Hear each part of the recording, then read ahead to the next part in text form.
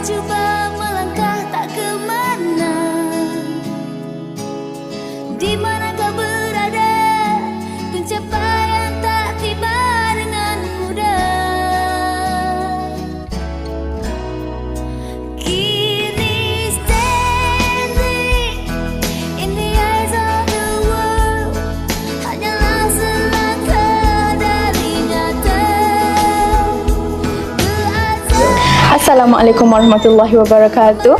Nama saya Nur Alia Maisara binti Bahri Isham dan kita bersama calon terbaik SPM 2025 di SMK Datuk Mahmud Mat. Boleh perkenalkan diri?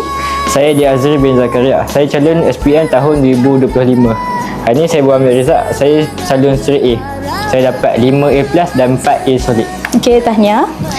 Okey, soalan pertama. Apakah rahsia utama kejayaan anda dalam mencapai keputusan cemerlang dalam SPM? Untuk dapat result yang cemerlang, korang mestilah buat benda yang kecil setiap hari. Contohnya, latihan setiap hari, selalu siapkan kerja sekolah dan selalu datang kelas tambahan yang cikgu buat. Baik, soalan yang kedua.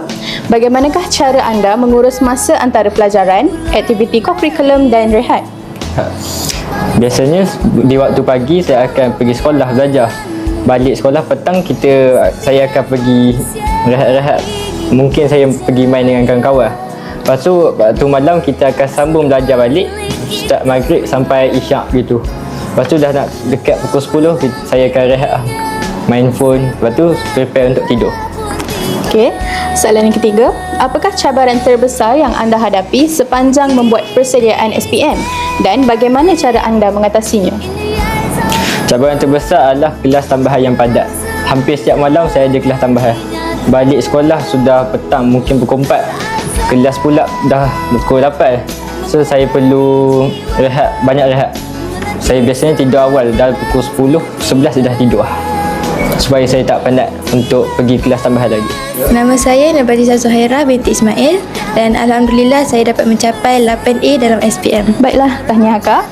Okey, soalan pertama. Apakah rahsia utama kejayaan anda dalam mencapai keputusan cemerlang dalam SPM?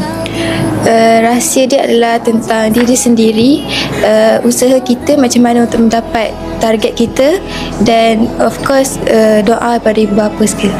Nama saya Nur Nazahira binti Ahmad Sukian Nafi dan saya mendapat 7A dalam SPM pada tahun lepas. Okey, tahniah Kak. Soalan pertama.